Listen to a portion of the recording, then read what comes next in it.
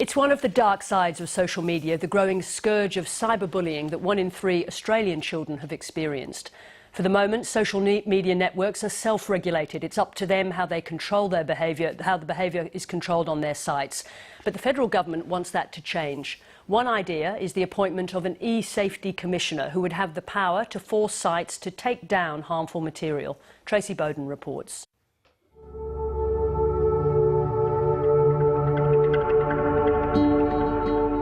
Anastasia Assologlu was only 7 years old when she first experienced online bullying on a website designed for little girls to play dress-ups.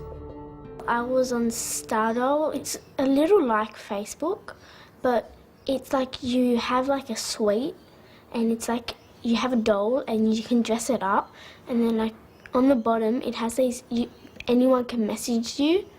It was just a horrible experience. It wasn't just being nasty, they were using words that I couldn't believe a 7-year-old could use. And they would just swear at me, say like literally every mean and rude word there was. Later, the bullying continued on a free texting app called Kik. I felt scared and I felt like crying. I was miserable. I didn't know how to handle anything. I almost started to blame her. I would say to her, "What are you actually doing wrong?" Sorry. Because I'd think, you know, why is she getting targeted all the time? Is she doing something wrong? Anastasia's mother, Christina, watched her happy little girl turn into a completely different child. She said to me that she didn't want to live anymore.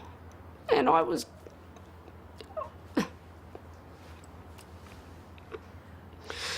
And I couldn't believe a child at 8 years old could say that she didn't want to live anymore. And I didn't... And that was because of the online bullying? Yeah. Just everything put together.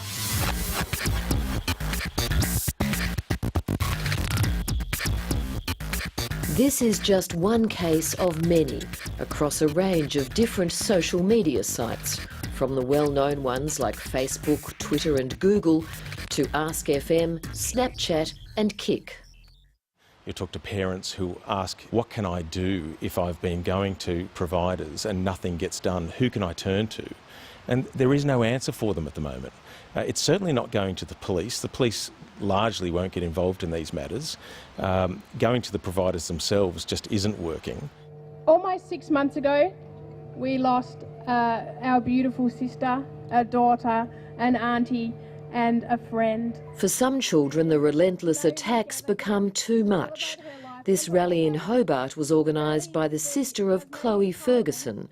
Chloe took her own life 6 months ago at the age of 15, after months of online bullying.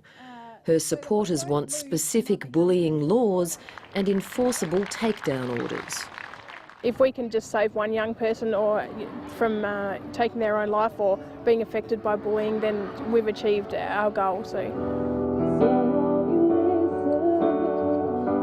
The federal government has received almost 100 submissions in response to its discussion paper on enhancing online safety for children.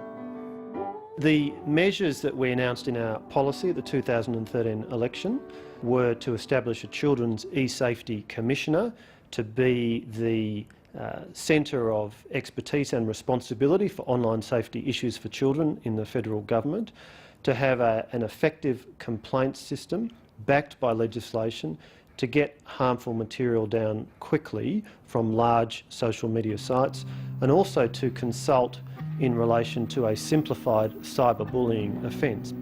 Under the government's plans, failure to pull down damaging material could result in a penalty. More criminal law probably isn't the answer, but I do think a civil regime of penalties where offenders who put content online, bullies who put content online, can be fined if they don't take that content down, and service providers who don't do the right thing, meet societal standards in relation to their behaviour, can equally be fined as well, is a good thing.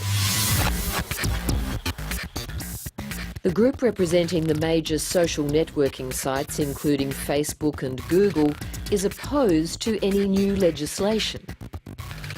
If you looked at an example now of someone actually went to a social network and wasn't happy with something that someone had said to them, that they would be able to, pretty much get that down in 24 to 48 hours maximum. What do you say to the parents who've tried desperately to have material taken down and it just doesn't happen?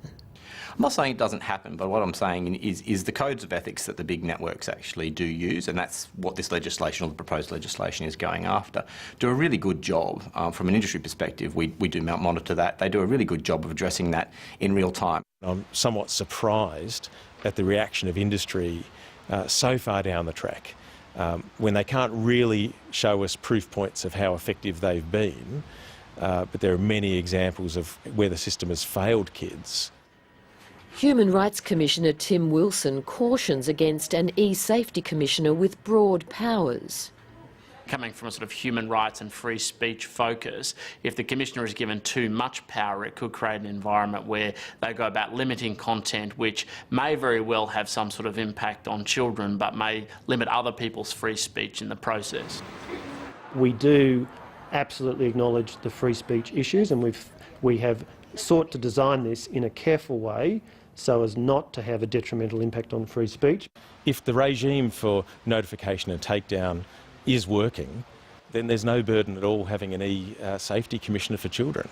If, however, as many of us suspect, that there are complaints being made to these social networking sites and either no action or the wrong action being taken, then it might well be a burden to them, and I would suspect the average Australian would say, good, put a burden on them. Anastasia Asaloglu is now 11 and she's learning how to cope with bullies on social media sites. Tell me about the message that you want other kids to get. I want them to know that they're not alone, that a lot of people have been going through this.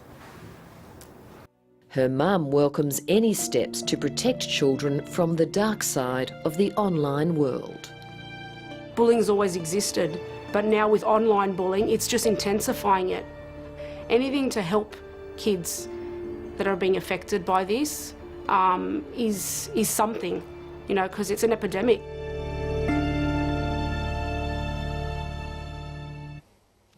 Tracy Bowden reporting, and you can join a discussion of the issues in that story on our Facebook page at facebook.com/ABC730.